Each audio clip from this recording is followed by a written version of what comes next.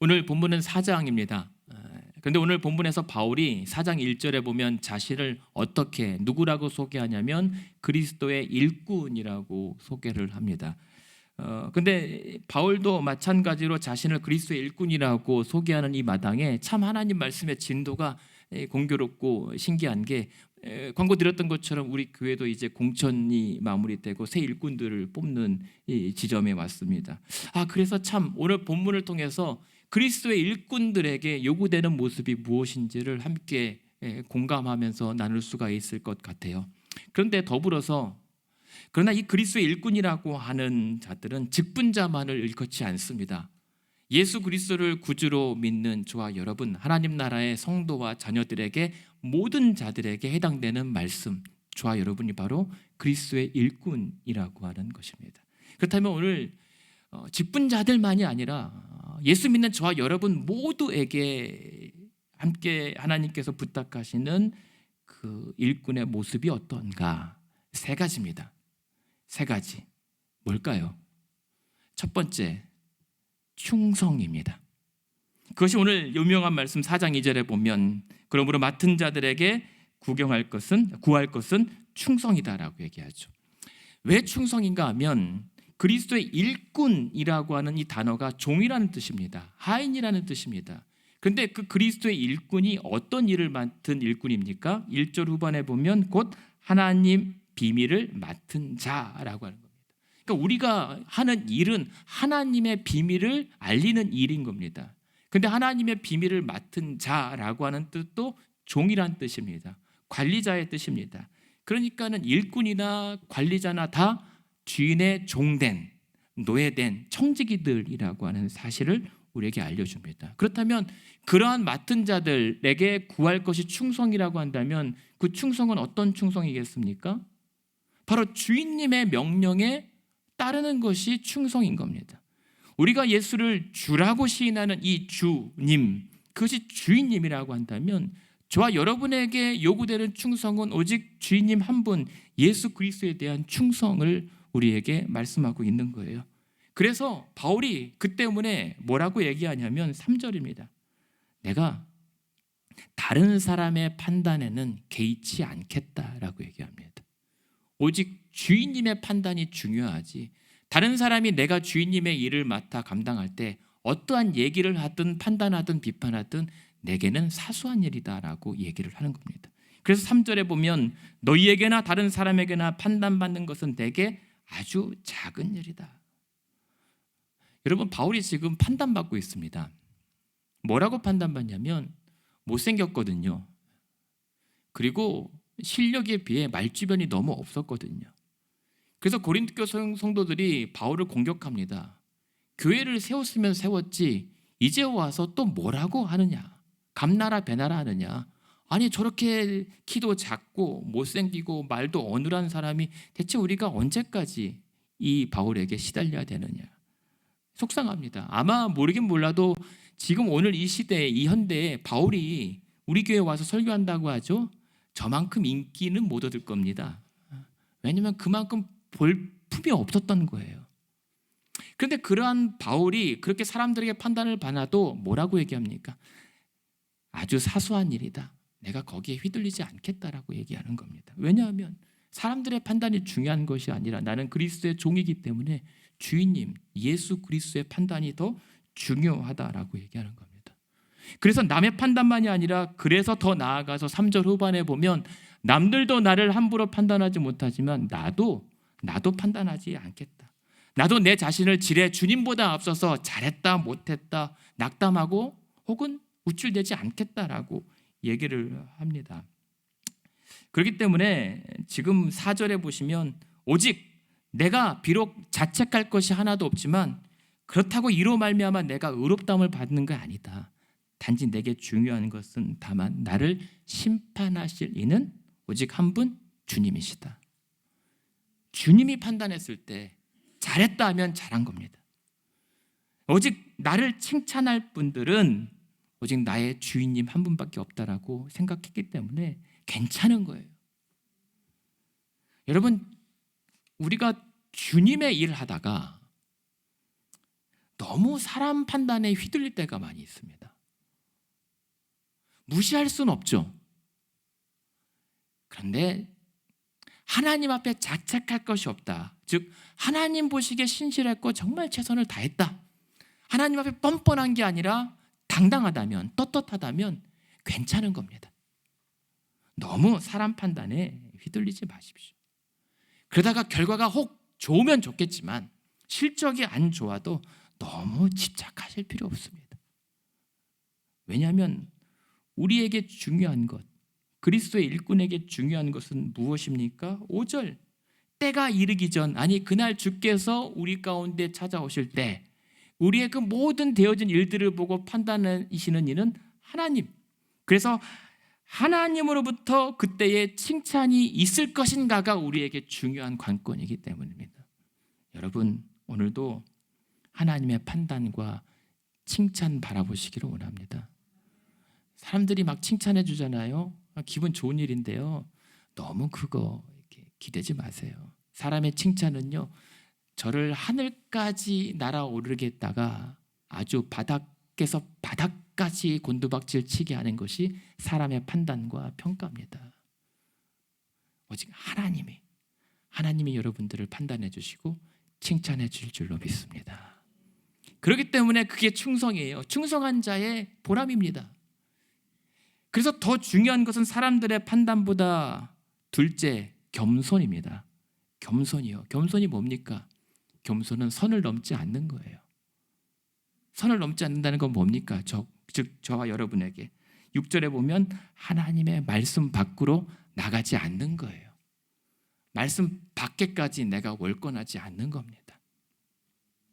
마치 그런 것처럼 6절에 보면 형제들아, 바울과 아볼로가 서로 존중하였던 것처럼 그러므로 너희들도 서로 선 넘지 말라.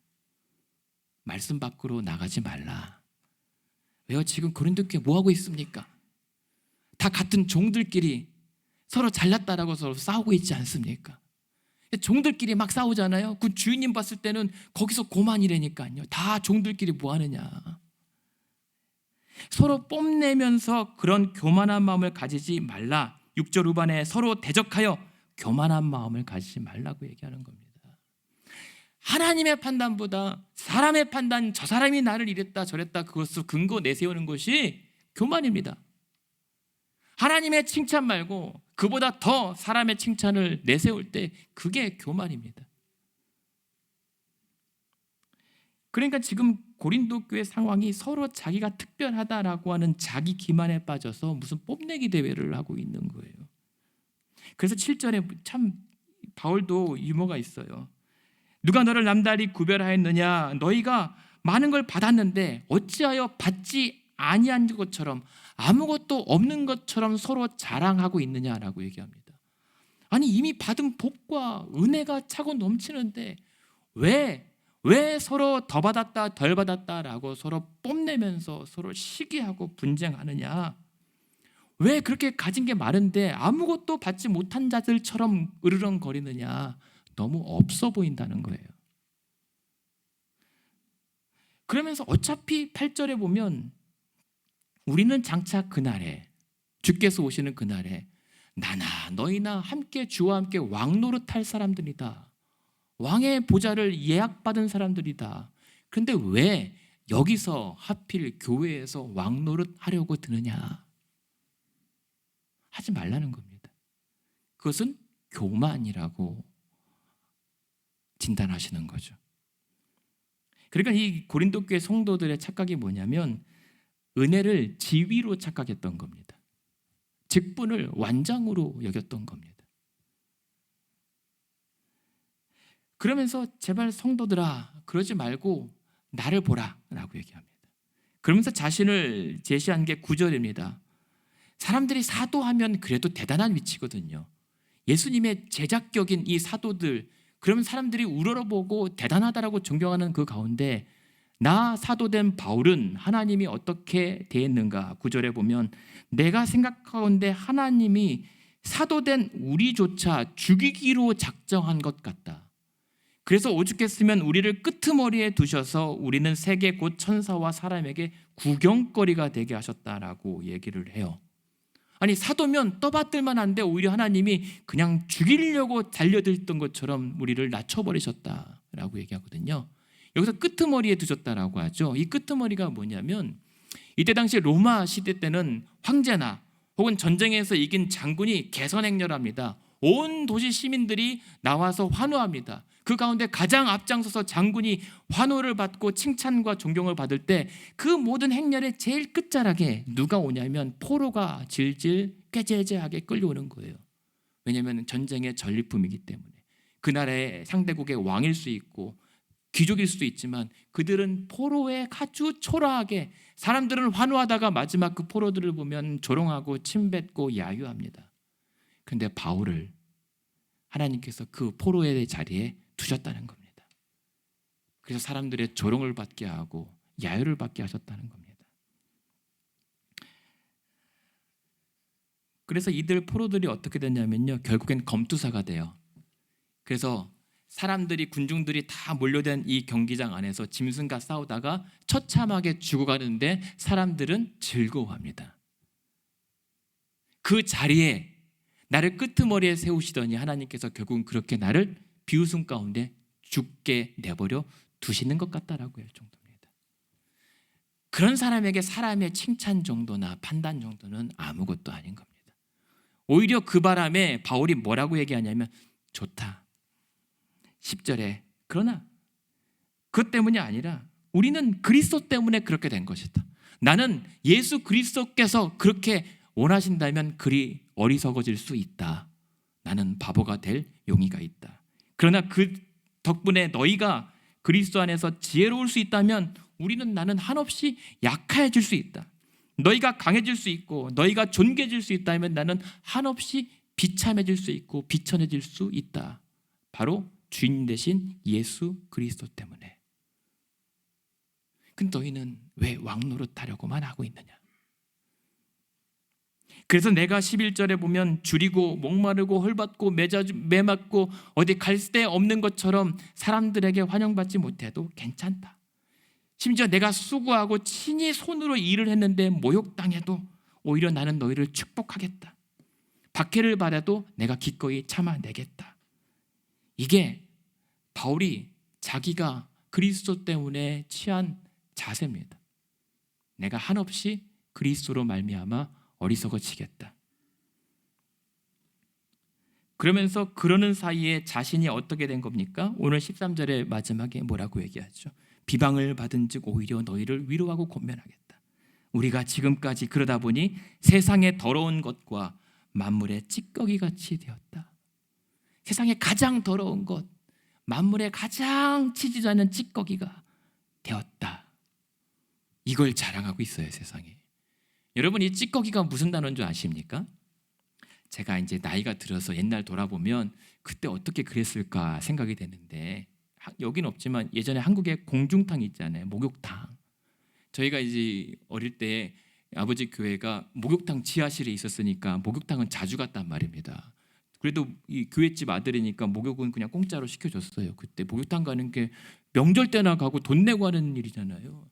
근데 그때 목욕탕 갈 때마다 제일 먼저 여러분 하시는 게 뭡니까? 일단 온탕에 들어가야 돼요. 혹은 열탕에. 그러면 그 온탕에 와, 아버지는 시원하다고 하지만 하나도 안 시원하고 뜨겁고 막 이럴 때 싹 들어가면 딱 앉아있다 보면 그 온탕에 뭐가 보여요. 그 물 위에 둥둥 떠다니는 때. 그래서 아침 일찍 첫물 받으면 괜찮은데 저녁에 가잖아요.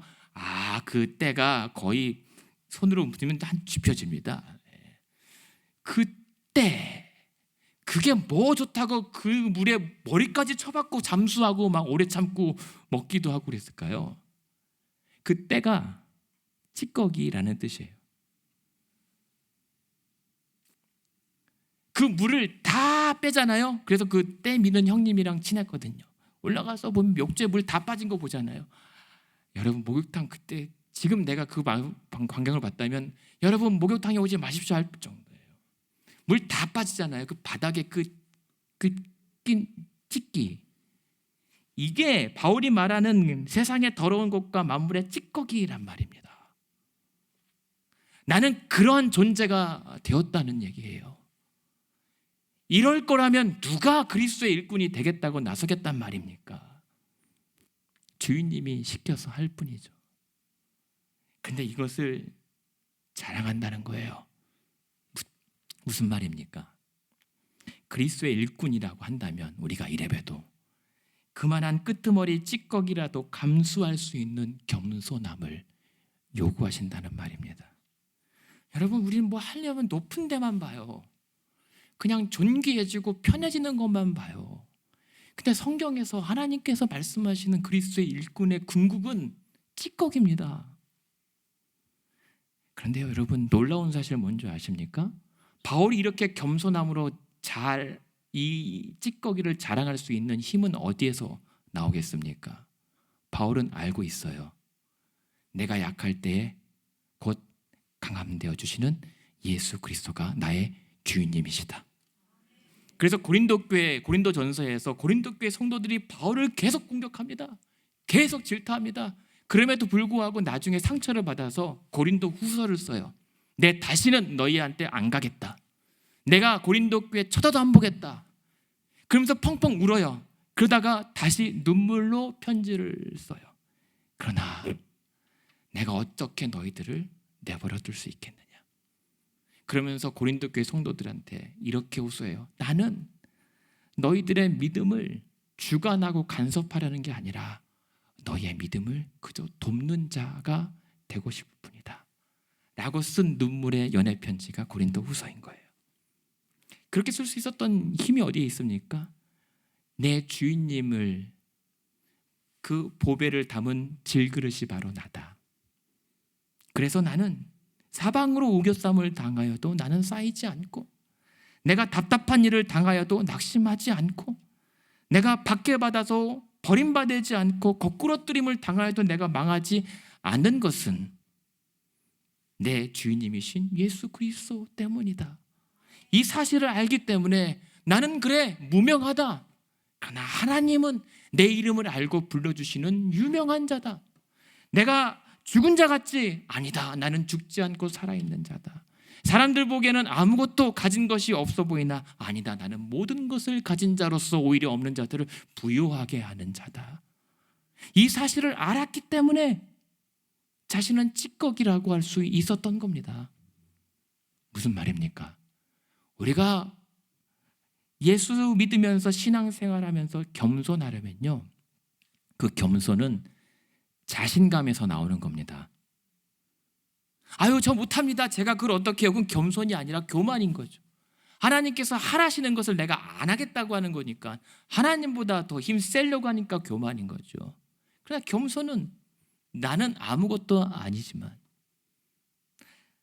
하나님께서, 아니 예수께서 나를 붙잡아 일꾼 삼으셨다라고 하는 것, 그가 책임져 주시고 그가 일하신다라고 하는 그 믿음의 자신감에서 내가 한없이 낮아질 수 있는 거거든요. 내가 그 욕탕의 찌꺼기 같은 존재가 될지라도 난 괜찮다. 그런 찌꺼기 같은 나를 통하여 주인님이 높임 받으신다면 나는 괜찮다. 이게 그리스도의 일꾼의 모습인 겁니다. 저와 여러분에게 오늘도 요청하시는 모습인 겁니다. 그래서 그저 세 번째, 우리는 사랑으로 섬기면 되는 겁니다. 그래서 뭐라고 얘기하냐면 14절에 지금 내가 너희를 부끄럽게 창피 주려고 하는 것이 아니다. 뭐라고 하냐면 아니다. 오직 너희를 내 사랑하는 자녀같이 권하려고 이렇게 너희들에게 호소하는 거다. 그냥 남이라면 상관 안 했을 텐데 내가 고린도 교회와 성도를 자녀처럼 여겨요. 그래서 15절에 우리 바울이 결혼도 안 했는데 자주 쓰는 표현이 뭐냐면 그리스도 안에서 1만 스승이 있으되 아버지는 많지 아니하니 그리스도 예수 안에서 내가 복음으로써 너희를 낳았다라고 얘기합니다. 그래서 다른 말씀에서도 내가 너희를 그리스도의 형상이 이루기까지 해산하는 수고를 아끼지 않겠다라고 얘기를 해요. 그만큼 자신들은 이 교회를 그냥 성도 혹은 어느 정도가 아니라 내가 낳은 자식처럼 여긴다는 거예요. 근데 교회에 일만 스승이 되려고 하는 사람이 많다는 거예요. 스승이 뭐냐면 주인의 아들들을 훈육하고 훈련시키는 또 종입니다. 그러니까 종은 그냥 시킨 일만 하면 되잖아요. 일반적으로 그냥 교회 일이 직장 일이고 그냥 뭐 사업이면 할당량만 채우면 되고 실적만 올리고 돌아서면 퇴근하면 그만이란 말입니다. 그리고 가르치려고만 하지 스승이 된다는 것은 섬기진 않겠다는 거거든요. 그런데 아비로서 내가 너희를 낳았다라고 하는 것은 그냥 내 할 일 하고 돌아서는 것이 아니라 무한 AS죠. 그렇게 뼈 빠지게 자녀들을 위해서 키우고 먹이고 입혔는데 나중에는 또 줄 거 없냐라고 내미는 게 자녀들이고, 부모는 또 줄 게 뭐 없나 돌아보는 게 아비의 마음이라면, 지금 바울은 그걸 다 내어줬음에도 불구하고 돌아오는 것은 욕이지만 그래도 내가 뭐 줄 것이 없는지를 고민하고 있는 아비의 마음으로 교회와 성도를 대하고 있다는 거예요. 여러분, 그 폭삭 소가수다 드라마 예전에 보신 분 많이 계시잖아요. 폭삭 소가수다. 근데 그때 그 아빠가 딸에게 자주 했던 대사가 있습니다. 딸이 막 혼자 열심히 뭘 살아보려고 하는데 안 돼요. 그래서 아빠가 맨날 툭 던지면서 안 되면 빠꾸, 내가 여기 있어. 항상 아빠 여기 있어. 안 되면 안 해도 돼. 아빠가 해. 이거거든요. 지금 바울이 얘기하는 것은 뭐냐면 16절에 그러므로 내가 너희에게 권하노니 너희는 나를 본받는 자가 되라. 나를 본받는 자가 되라. 내가 얼마나 했는지 좀 기억해달라는, 나를 알아달라는 얘기가 아닙니다. 힘들면 내게 와. 내가 도와줄게. 내가 어떻게든 해볼게. 안 돼도 싸우지는 마. 이러한 간절한 호소가 바울이 교회와 성도들을 향한 마음이었단 말입니다. 그리고 저와 여러분의 마음인 거예요. 여러분, 교회를 직장처럼 여겼다면 이렇게까지 하시겠습니까? 교회를 그만큼 사랑하고 성도들을 그렇게 사랑하기 때문에 내 몸처럼, 내 자녀처럼, 내 식구처럼 이렇게 돌보고 아끼고 서로 격려하고 눈물로 기도하는 것 아니겠습니까? 그게 그리스도의 일꾼의 모습이라고 하는 거예요. 그래서 이 교회의 어려움을 보고만 있을 수가 없어요. 뭐라도 해야 돼요. 그래서 17절에 보면 내가 아들처럼 여기는 디모데를 보낼 터니, 이 디모데가 우리가 지난날 교회에서 배웠던 것 다시 가르쳐 생각나게 할 것이다 라고 하는 겁니다. 그냥 한 사람 보낸 게 아닙니다. 바울에겐 지금 한 사람 동역자가 옆에 있어주는 게 더 힘이 돼요. 근데 나도 힘들지만 교회가 그렇게 어려움에 휩싸이는 것을 보고만 있을 수가 없는 겁니다. 내 아들 같은 디모데 보낼 테니 일단 이렇게라도 어떻게든 해결해 다오. 교회를 세워 다오. 그리고 그것도 정 안 되면 19절에 보면 주께서 허락하시면, 만약에 하나님께서 나로 허락하시면 나도 직접 너희들에게 찾아가 이 교회를 위해서 내가 이바지할 수 있는 것 내가 하겠다. 내가 어떻게든 너희와 함께 하고 싶다. 그래서 필요하다면요, 만약에 그러다가 안 되면 너네끼리 잘해봐라 라고 말 텐데, 자녀같이 부모의 마음이 있으니까, 그래서 21절에 보면 만약에 정 그래도 안 된다면 너희에게 내가 매를 가지고 나아갈 수도 있다는 겁니다. 남의 자식이면 그러든가 말든가 네가 알아서 살아라라고 하겠지만, 내 자식이 잘못 가는데 잘한다 알아서 해라고 할 수가 없는 거예요. 그렇게 교회와 성도가 무너져가는 것을 보고만 있을 수가 없습니다. 주인님께서 주신 그 말씀의 권위를 따라 이 교회를 어떻게든 바로 세우는 것이 그리스도의 일꾼된 자의 본분이기 때문에, 그렇게 부모의 심경으로 그 교회에 어떤 사람이 있냐면 29절에 보면 교만한 자들의 말이 아니라 오직 그 능력을 알아보겠다. 이 교회를 말로 어지럽히는 사람들이 있었던 겁니다. 그래서 그들을 내가 직접 가서 책망하고 교훈하겠다. 그러면서 하는 말이 20절, 하나님 나라는 우쭐대는 말에 있지 아니하고 능력에 있다. 과연 하나님의 역사가 어떻게 임하는지 우리가 함께 보자 라고 했던 겁니다. 잘못을 방치하지 않고 바로 잡는 거예요. 그러니까 무슨 말입니까? 그리스도의 일꾼이라고 한다면 그 직분을 명예나 지위가 아니라 사랑과 희생으로 감당하는 거예요. 그게 그리스도의 일꾼된 자들의 자세여야 합니다. 여러분, 그 근거가 바울이 이렇게까지 할 수 있는 힘이 어디서 나옵니까? 충성된 그 끄트머리에 찌꺼기까지 되어서라도 끝까지 사랑했던 본을 과연 누가 보여주셨단 말입니까? 바로 예수 그리스도시잖아요. 우리를 오죽 사랑하셔서 그 더럽고 추잡한 저주의 십자가에 올라가셔서 온갖 조롱받고 정말 만물의 쓰레기통 찌꺼기가 되어져 가면서까지도 죽기까지 충성했던 그리스도의 낮아지심, 충성하심, 사랑하심, 그 주인님이 보여주셨던 방법대로 그의 일꾼이 되어 바울 자신도 예수처럼 충성하기로 했고, 그렇게 낮아지기로 했고, 그렇게 사랑하고 있는 것입니다. 자신의 방식이 아니라 주인님이 그렇게 보여주신 방식대로 그의 일꾼이 되어 나아가는 겁니다. 그게 저와 여러분인 거예요. 여러분 각자의 인격과 은사에 따라 하지만 그 원칙은 그리스도께서 십자가로 보이셨던 그 충성과 사랑과 겸손인 겁니다. 그러니 욕 먹어도 괜찮아요. 그 예수님의 낮아지신 겸손이 저와 여러분 우리를 구원에 이르게 하신 겁니다. 저와 여러분이 그리스도의 일꾼이 되어서 직분을 맡고 목사가 되고 장로가 되고 권사가 되는 게 교회 다니는 목표가 아니잖아요. 우리가 그리스도의 일꾼이 된다라고 하는 것은 교회 일 잘하는 사람을 세우는 게 아니라 하나님 나라의 일꾼을 세워가는 겁니다. 저와 여러분이 성도로 살아간다는 것은 그 하나님 나라의 역사를 위하여 쓰임 받기 위해서 교회의 신앙생활을 하는 거잖아요. 우리가 그래서 그 하나님 나라 역사와 영혼을 구원에 이르게 하려면 다른 방법이 없습니다.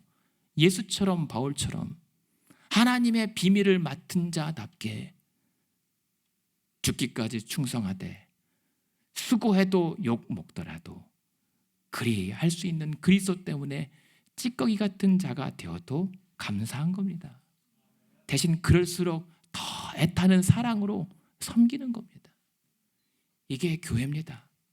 이게 성도고 직분자고 하나님께서 저와 여러분들을 원래 찌꺼기 같은 자들을 존귀하게 만들어 주신 목표입니다. 그래서 어쩌면 저와 여러분이 이 땅에서 신앙생활 한다는 것은 꾀죄죄한 겁니다. 초라한 겁니다. 비루한 겁니다. 마침 주보글에 권정생 선생님의 그 짧은 에세이를 인용해 드렸는데, 이분 돌아가셨지만 혹시 강아지똥이라고 하는 동화 아십니까? 강아지똥으로 유명한 선생님인데, 이분이요 일찍 병에 걸려요. 온갖 질병에 걸립니다. 그리고 평생 가난합니다.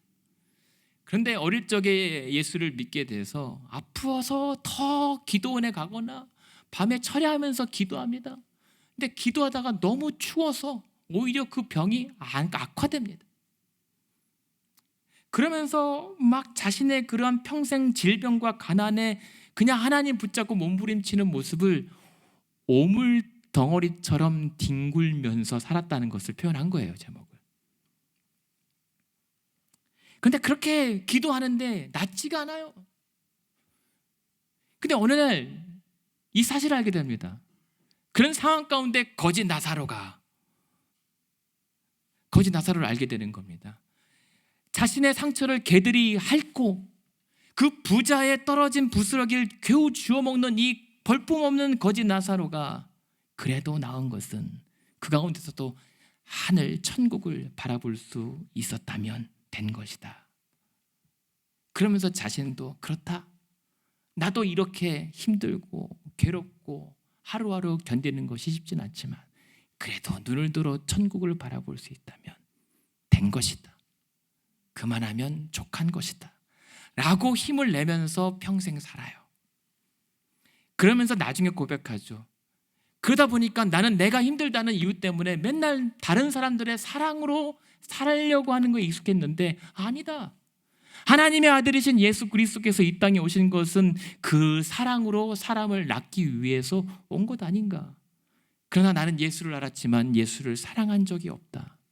그냥 내 병이 낫기 위해서, 내 어떤 것을 위해서 예수를 믿었지만 내가 그분을 정작 사랑한 것은 없었다.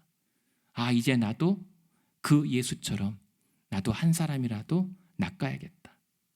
사랑으로 오신 예수처럼 나도 한 사람이라도 낚을 수 있다면 좋겠다라고 바란 인생이 권정성 선생님의 인생이었어요. 그러면서 그 마을, 이분이 몇 년 전에 돌아가셨지만 그 마을 사람들은 그 늙은이를 참 맨날 아프고 맨날 볼품없고 가난한 그냥 무명의 늙은이인 줄 알았는데 나중에 죽을 때 보니까 책을 40권이 넘는 책을 지었던 유명한 동화 작가고, 돈도 없는 줄 알았더니 10억이 넘는 돈이 있는 거예요. 근데 마지막 유언이 이 돈을 다 어린이들을 위해서 환원해달라고 하는 유언을 남기니까 그 와중에서도 하나님의 일꾼으로서 자신의 현실과 상관없이도 충분히 그리스도의 일꾼으로 살았던 인생, 그래서 평생 교회 종지기로 살았다라고 얘기를 하잖아요. 여러분, 저와 여러분이 어쩌면 그렇게 끝까지 살 수밖에 없을지 모릅니다. 여러분, 그러나 비록 오물덩어리처럼 뒹구는 현실이 우리가 그리스도의 일꾼으로서 성도에 살아가는 모습이라 할지라도 그래도 괜찮습니다 라고 고백할 수 있는 믿음의 각오와 결단이 있기를 바랍니다. 역시 자신감이 조금 떨어지시나 보군요. 해보는 거죠. 여러분, 괜찮아요. 주의 일을 하다가 인정 못 받아도 괜찮고요. 때로는 욕 먹어도 괜찮아요. 제가 그냥 목사라서 여기 있으니까 드린 말씀이 아니라 괜찮아요. 진짜 괜찮아요. 오히려 그 그리스도 때문에 욕을 먹는다면 기뻐하셔야 돼요. 네. 오랜만에 우리 선교사님 오셨잖아요. 선교사님 지난번에 잠깐 얘기 나누다가 둘이 공감대를 이뤘습니다. 결국에는 하나님이 하시더라. 결국엔 생각할 수 없는 방법대로 하나님이 이루시더라. 그 전까지는 내가 뭐 어떻게든 해보려고 했는데 그냥 당신이나 나나 후방이나 전방이나 교회나 선교지나 동일하신 하나님이 결국에는 해내시더라. 그렇다면 나와 당신은 그냥 그 각자 자리에서 최선 다하면서 버티자. 한번 견뎌서 가보면 그만 아니겠는가. 이 얘기하면서 서로 위로하고 격려했습니다. 여러분, 오늘도 우리의 열심이 아니라 하나님의 열심으로 하나님의 일들을 이루어 가십니다. 여러분들 믿으십시오. 여러분들의 가정의 현실들, 여러분의 각자 인생의 현실들 하나님이 하고 계십니다. 그 자리에서 우리가 최선을 다할 것은 충성하고 겸손하고 사랑하며 오늘도 한번 버텨볼 뿐입니다.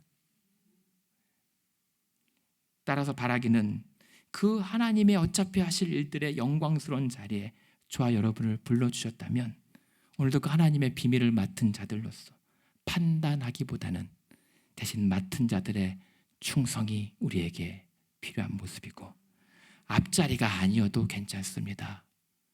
그냥 사람들이 야유하는 끄트머리 찌꺼기 자리라도 감수할 만한 겸손함이 있다면 괜찮은 것이고, 스승이 아니라도 그러나 아비로서 사랑할 수 있다면, 그 사랑으로 성도와 교회를 섬길 수 있다면 괜찮은 겁니다. 꽤 괜찮은 겁니다. 그게 저와 여러분이 그렇게 우쭐대는 말이 아니라 실제 역사하는 하나님 나라 능력을 회복해 나가는 여러분의 가정, 여러분의 인생, 그리고 교회, 그러한 그리스도의 일꾼들 되시기를 우리 주님의 이름으로 축원합니다.